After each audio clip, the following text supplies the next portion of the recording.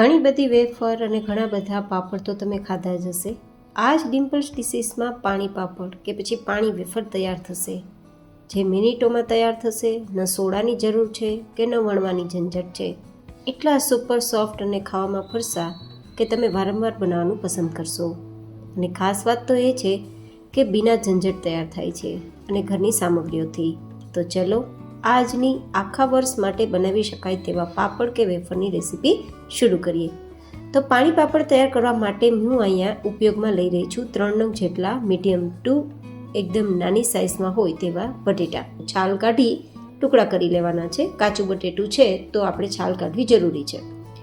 હવે આપણે બરાબર તેને સાફ કરવાનું છે. ત્યાં સુધી આપણે ધોવાના છીએ જ્યાં સુધી પાણી એકદમ સફેદ ના દેખાવા લાગે, બિલકુલ કચરો નીકળી જાય તે રીતે. જે તમે જોઈ શકો છો કે હવે 2 થી 3 વાર ધોયા બાદ હવે બટેટામાંથી પાણી સફેદ દેખાઈ રહ્યું છે. કચરો બિલકુલ નથી, સ્ટાર્ચ પણ નીકળી ગયો છે. તો હવે પાણી નિતારી અને બટેટાના ટુકડાને મિક્સરમાં લઈ લેવાનું છે. બિલીવ મી ગાઈઝ, એકવાર આ રીતે તૈયાર કરજો. આજની આ વેફર અથવા પાપડ એટલા બધા ફરસાને ટેસ્ટી બનશે કે વાત ના પૂછો. બસ અડધા ગ્લાસ જેટલું પાણી મિક્સ કરી અને ગ્રેવી તૈયાર કરી લઈશું. હવે આ ગ્રેવીમાં કોઈ મોટા ટુકડા હોય ને તો તેને એકવાર ગાળી લેશું, જેથી મોટા ટુકડા નીકળી જાય. અને ગાળ્યા બાદ જો કોઈ પણ મોટા ટુકડા હોય તો તેને તમે ફેસ પેક તરીકે યુઝ કરી શકો છો, જેથી ફેંકવાની કોઈ જરૂર છે નહીં. હવે આ મિશ્રણ તો તૈયાર થઈ ગયું છે, પણ તેને પરફેક્ટ માપ અને મેજર કરવું જરૂરી છે. તો ઘરમાં રહેલી વાટકી અથવા કપને પણ લઈ શકો સેટ કરવા માટે. તો હું અહીંયા જે વાટકી લઈ રહી છું ને તે 1 કપ બરાબર છે. અહીંયા હું વાટકી લઉં છું તે વાટકીના માપથી લગભગ 2 વાટકી જેટલું આપણું બટેટાનું મિશ્રણ છે. તો તેની સામે આપણે લગભગ ડબલ પાણી મિક્સ કરવાનું છે. 1 વાટકી બરાબર 2 વાટકી પાણી અને 2 વાટકી મિશ્રણ હોય તો 4 વાટકી પાણી. તો અહીંયા આપણે 2 વાટકી બટેટાનું મિશ્રણની સામે 4 વાટકી કે 4 કપ જેટલું પાણી લેશું. અહીંયા મેજરમેન્ટ પરફેક્ટ રાખવું ખૂબ જરૂરી છે. તો જ આપણા પાપડ એકદમ ટ્રાન્સપરન્ટ કલરમાં થશે અને ખાવામાં લાંબા સમય સુધી ફરસા રહેશે. તમે એકવાર બનાવી આખા વર્ષ સુધી સ્ટોર કરી શકો છો. રેગ્યુલર વેફર કરતાં કંઈક અલગ તમને વેફર જોવા મળશે અને ખાવા પણ. તો આઈ હોપ કે તમને મારી આજની આ રેસીપી પસંદ આવશે.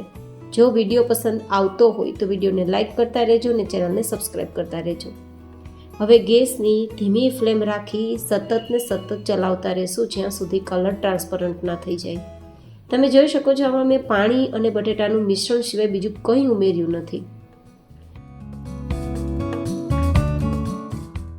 હવે 5 મિનિટ પછી તમે જોઈ શકો છો કે કલર ટ્રાન્સપરન્ટ આવી ગયો છે, કાચ જેવો આવી ગયો છે. અને બીજું કે મિશ્રણ પહેલાં કરતાં ઘટ પણ થઈ ગયું છે. કેટલા સુધી ઘટ રાખવાનું? જો તમે ચમચાની પાછળ એકદમ લાઇટ પ્રિન્ટ થઈ જાય ને તેટલું ઘટ.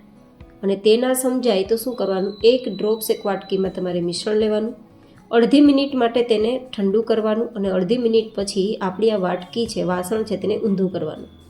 જો એકદમ સરસ મજાનું સેટ થઈ ગયું હોય, કોઈ પણ પ્રકારનો રેલો ના થતો હોય અથવા તો જે વેફરનું મિશ્રણ છે તે નીચેની તરફ ઢળી ના જતું હોય, લસરી ના જતું હોય, તો સમજવાનું કે વેફર બનવા માટેનું કે પાપડ બનવા માટેનું બેઝ રેડી થઈ ગયું છે. તો ગેસની ફ્લેમ બંધ કરી દઈશું અને લાસ્ટમાં 1 નાની ચમચી જેટલું નમક મિક્સ કરીશું. આ પાણી પાપડ કે પાણી વેફર છે તો નમકનું પ્રમાણ ઓછું રાખવાનું છે, નહીં તો ખારું થઈ જશે, કારણ કે એમાં બટેટાનો સ્ટાર્ચ ઓછો છે અને પાણી વધારે છે. બસ આ રીતે થઈ જાય પછી નીચે લઈને થોડું ઠંડુ કરવાનું છે જ્યાં સુધી વરાળ નીકળી જાય, કારણ કે ઠંડુ થતાં હજુ પણ એ ઘટ થશે. હવે આ રીતે આ મિશ્રણ તૈયાર થઈ જાય તો એકવાર ઠંડુ કર્યા બાદ પણ ચેક કરી લેવાનું કે કેટલું ઘટ છે.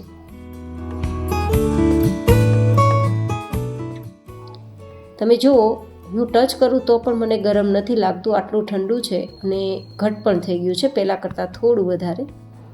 પાછળ જે ચમચાની પાછળ જે પ્રિન્ટ થતી હતી ને પહેલાં તેનાથી વધુ ઘટ થાય છે, મતલબ થોડું ઘટ તો થયું છે.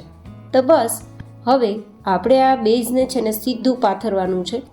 કોઈ પણ પ્રકારની વણવાની ઝંઝટ નથી. તો હું અહીંયા પોલિથીન બેગ લઉં છું, તેના પર એકદમ લાઇટ વેટ તેલ લગાવું છું જેથી ચીપકે નહીં. બહુ વધારે તેલ નથી લગાવવાનું, નહીં તો પાપડ સ્પ્રેડ નહીં થાય.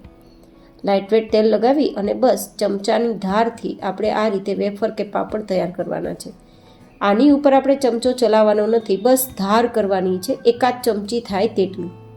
એક સરખા પાપડ કે વેફર તૈયાર કરવા માટે એક માપ પરફેક્ટ રાખવાનું, એક ચમચી જેટલું જ રેડવાનું, જેથી એક સરખી સાઇઝમાં પાપડ કે વેફર તૈયાર થશે. અને તમે જોઈ શકો છો હું સ્પ્રેડ નથી કરતી, જસ્ટ પોર કરું છું, રેડું છું. અને આ રીતે બધા જ પાપડ તૈયાર થઈ ગયા છે. બસ એક દિવસ માટે પંખા નીચે રાખશો તો પણ સુકાઈ જશે, તડકે રાખવાની જરૂર નહીં પડે.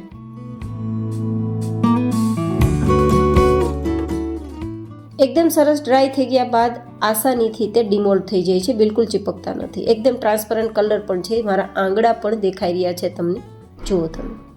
બસ આખા વર્ષ માટે સ્ટોર કરવી હોય તો એક દિવસ માટે તડકે રાખી દેવી, જેથી સનલાઇટના કારણે વધારે ક્રિસ્પી થઈ જાય. તમે જુઓ કેટલી ક્રિસ્પી છે, ભૂકો થઈ જાય છે.